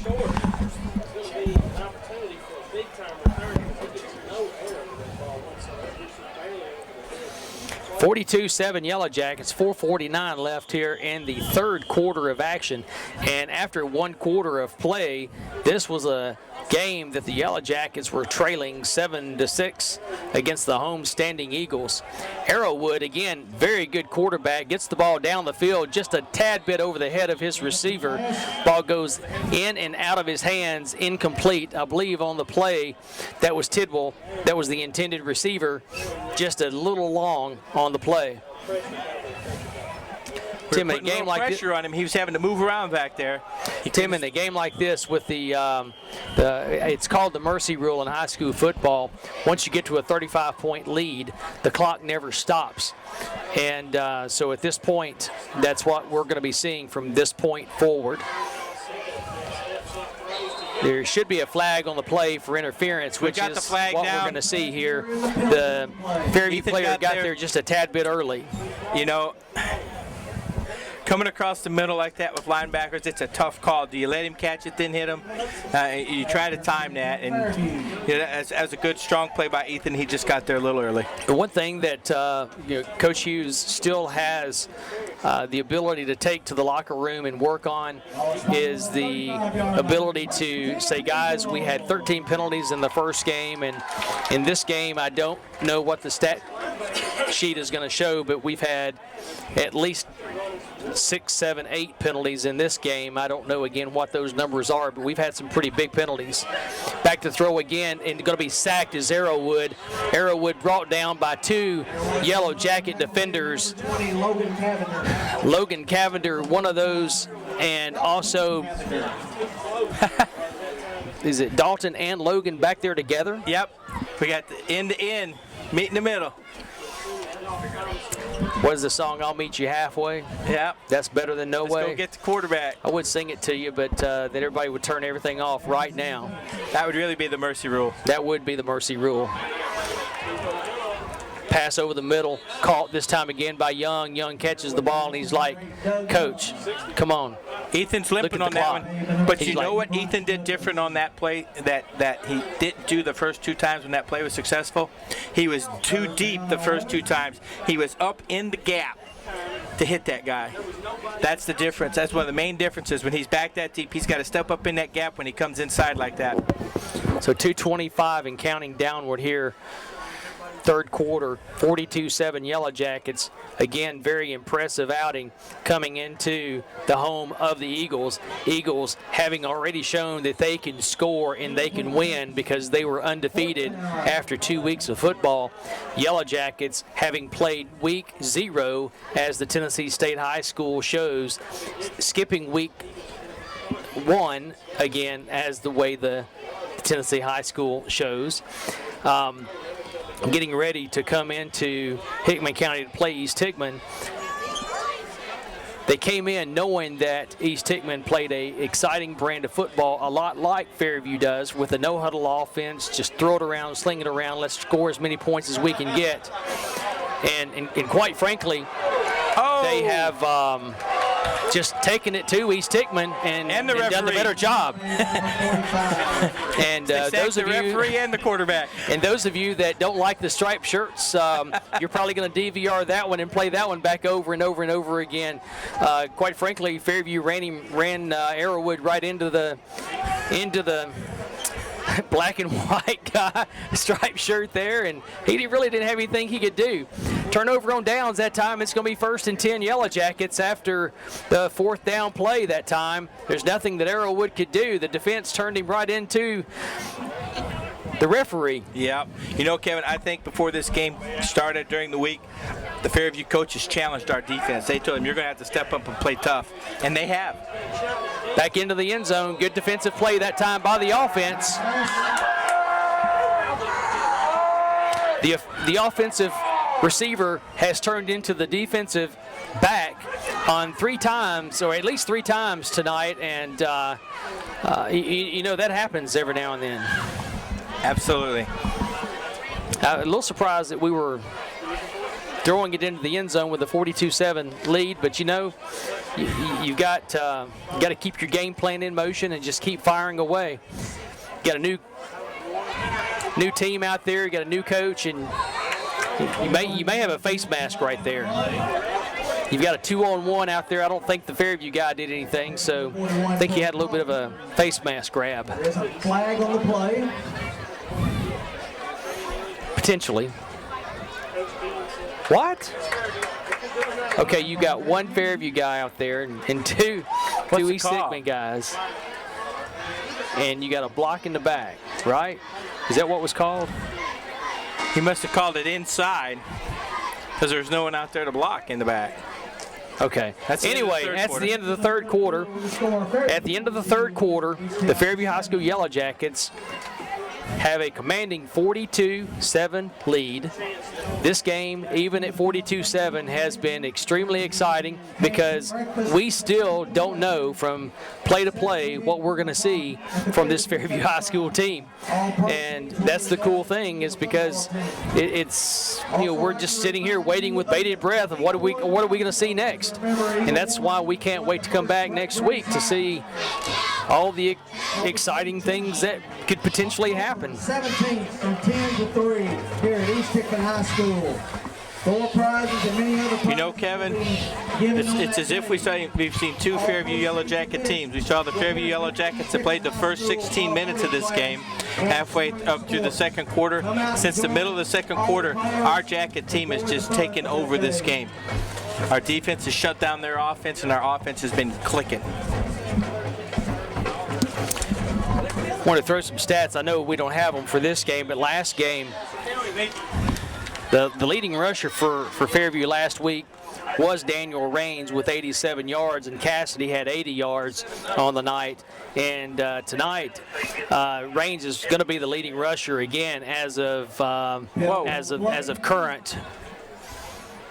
But one thing I wanted to throw out there is that last week, Caleb Duke had 2 rushes for 55 yards with a long of 47 and a touchdown. And the reason I bring that up is last year, Caleb Duke was our kicker.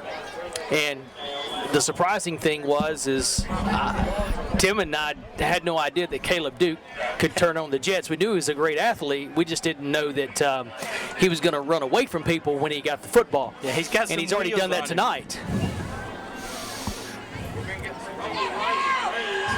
Gets outside, gets the ball down toward the end zone. The ball hits the hands, almost caught into the end zone for a touchdown. Ball goes incomplete. 4th down, 5 yards to go. Ball spotted on the 19-yard line, 4th and 5. So we're going to see if the Yellow Jackets are going to go ahead and try to kick a field goal, leading 42-7, with the clock still running on the incomplete pass. Again, if you're wondering, joining us now, why the clock is running after an incomplete pass, in high school football there is a rule that's put into place to expedite a game and to also kind of save the mercy of a game when a team is trailing by a score of more than 35 points or 35 or more points.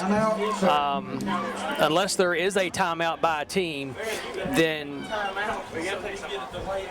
they keep the clock running continuously.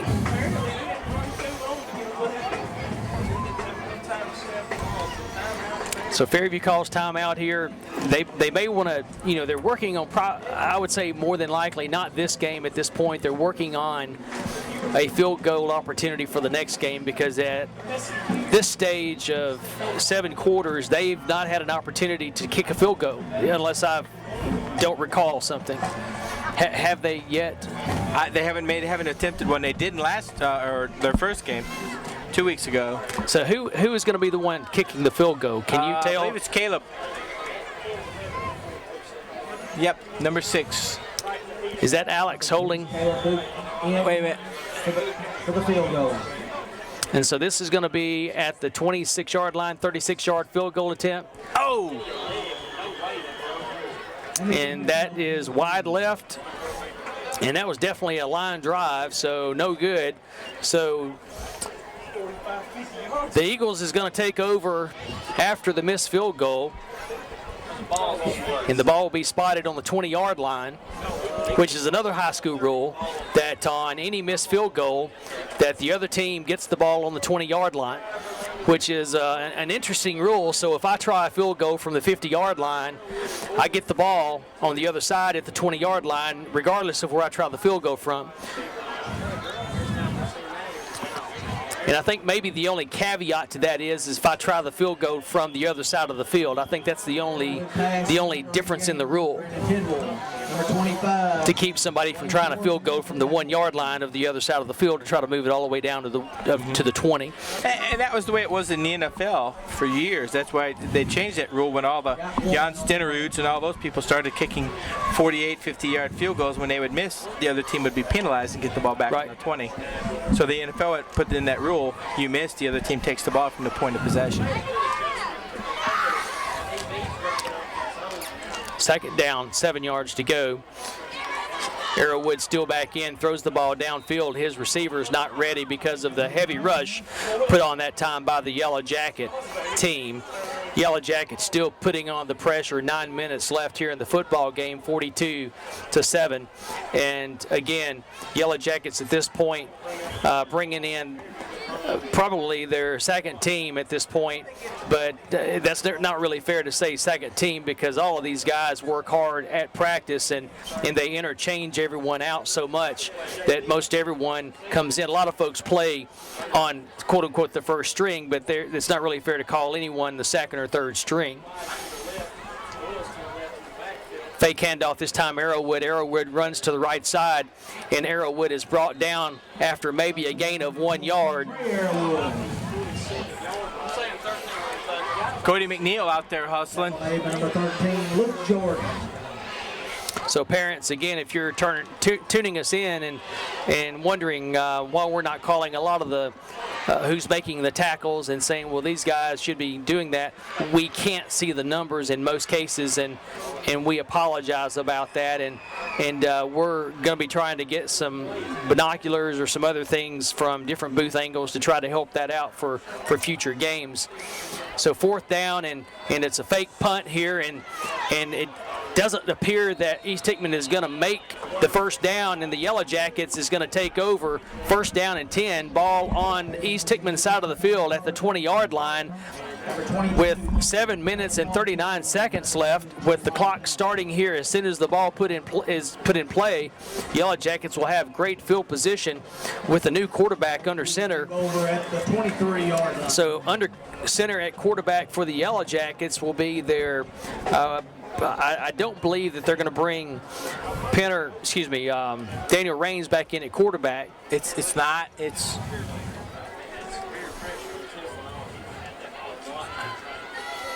Handoff up the middle. Yellow Jackets, a little bit of room this time, pickup of a couple yards. Looks like it's number 13 at quarterback for the Jackets. I think that's the number. I knew it was either going to be Eric Mangrum or Jack Ramey.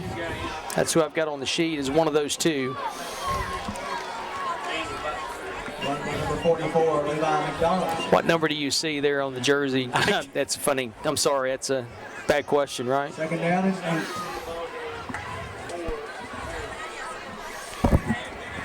8. Man in motion. 19's in.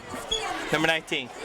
Okay, so Jack Ramey is in at quarterback. Freshman, 5'9", 140 pounds. Run by number 22, Dakota Caldwell. Tackle made by number 50, Michael Caldwell with the handoff that time was in motion, got it, ran right up the middle. 3rd down, 5 yards to go. Yellow Jackets, the ball spotted it around the 15-yard line. Still staying in the no-huddle offense. Clock running at 6 minutes, 10 seconds. Motion guy this time runs the right side, breaks a couple of tackles, gets close to the 1st down, and we're going to see if they give him the 1st down mark.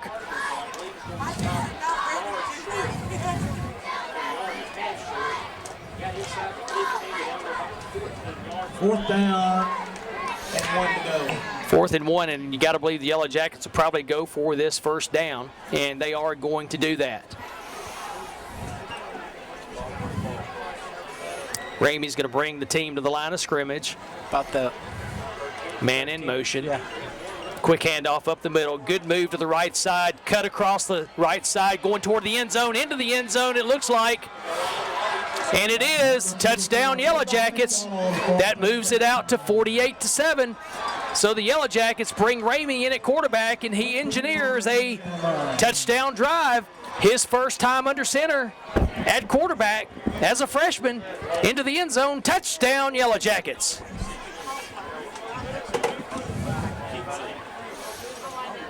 Levi McDonald, another freshman, 5'7", 179 fullback, gets the handoff, takes a move to the right, breaks a couple of tackles, gets into the end zone, touchdown. Oh. Kick up, and then it's good. Tyler Imler gets the kick up, and it's fingered, but it rolls over and through the uprights, and it's good. 49-7 Yellow Jackets. 5:25 left here from the home of the Eagles in East Hickman, Tennessee. So the visiting Fairview High School Yellow Jackets having their way here since the first quarter. Not with the quite Eagles sure from East Hickman. 4th down by East Hickman, down deep in their territory, was a good idea when you're down 35. I mean, I know you're trying to come back, but the clock's not stopping, and I think you just kick it deep, play defense, and wait for a break, and then get the ball back when you can. Well, this East Hickman team is definitely going to win more games than just the first two. And tonight, I have to believe that they were totally caught off guard by how good this Fairview High School Yellow Jacket team is. And talking with the coaching staff of Fairview, a lot of the coaches believed that this team could be special this year if all all of the pieces came together. And as we all know, if you have certain injuries or you lose some of the pieces to the puzzle, that changes the whole dynamics of what you're trying to accomplish. But if you get some of those extra pieces that you didn't expect, or some people evolve more than you expect that they would evolve, again, those dynamics totally change. Fairview has had a lot of good teams over the past few years. This is the team I've seen with the most weapons, going back to when Tommy Ruiz took that team into the second round of the playoffs.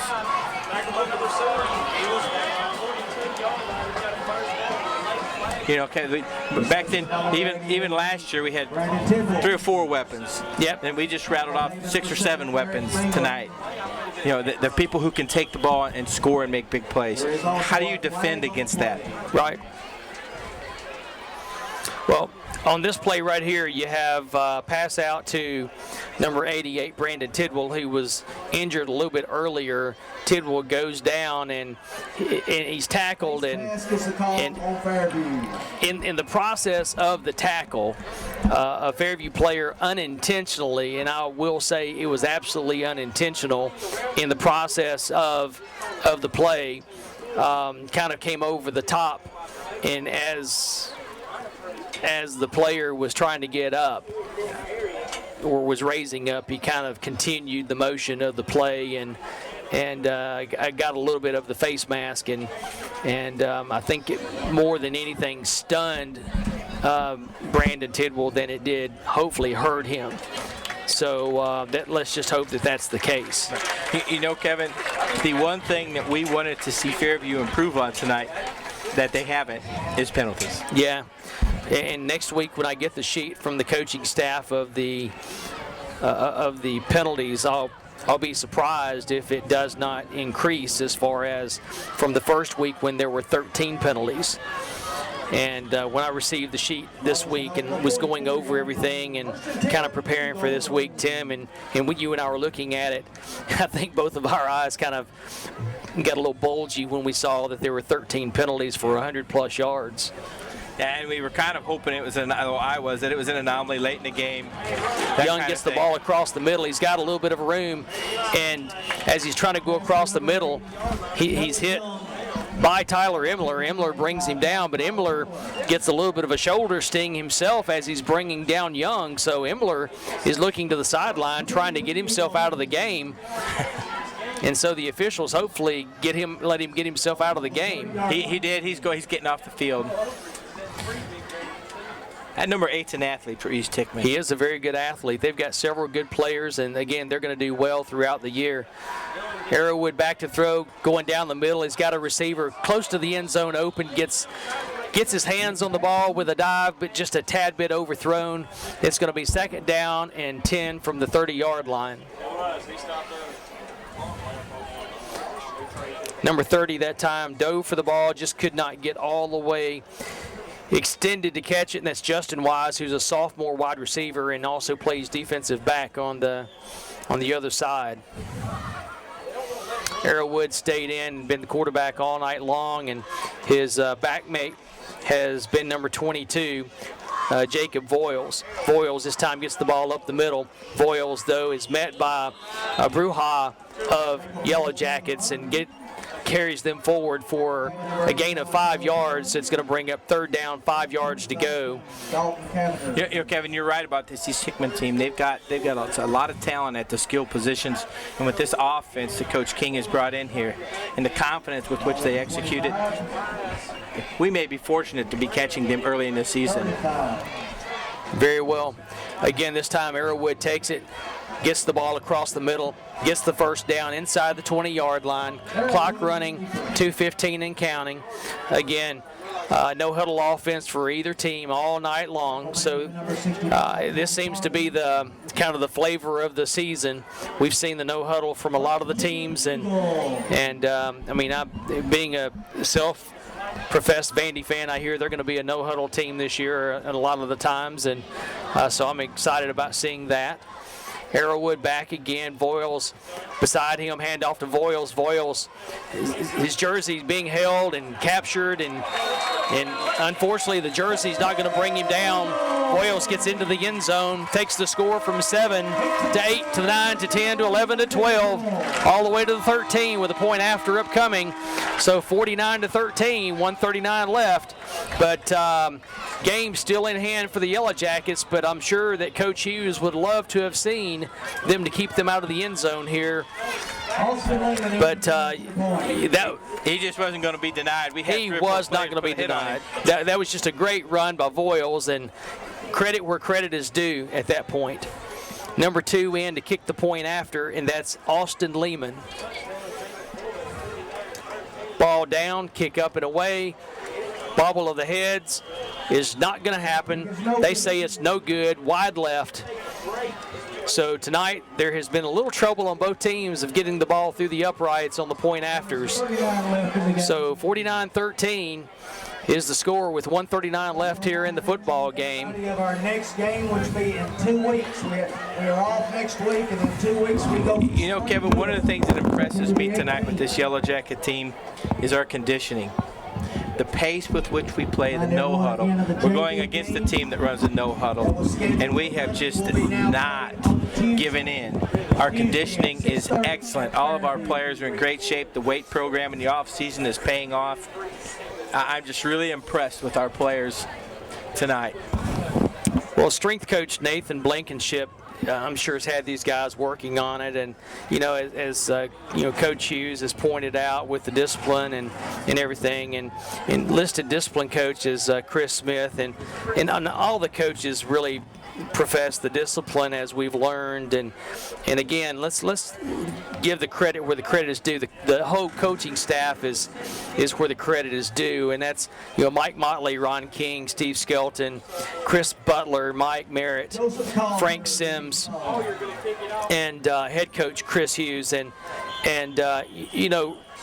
Chris, I really want to personally thank you for throwing all the stuff out our way to make our job easier as announcers calling this game, because if we've got the material to call this game, and you're doing a heck of a job of giving us the stuff, and not only that, but you're giving us good stuff on the field with you and your coaching staff, and if you are watching this and seeing this, we really appreciate it, and since we're getting toward the end of the game and this will be over with here probably just a few snaps, thanks to Bob King, thanks to the players, thanks to everyone that's going to be watching this on Channel 3, Channel 19, or Channel 96 or Channel 99, depending on whether you're Charter or AT&T.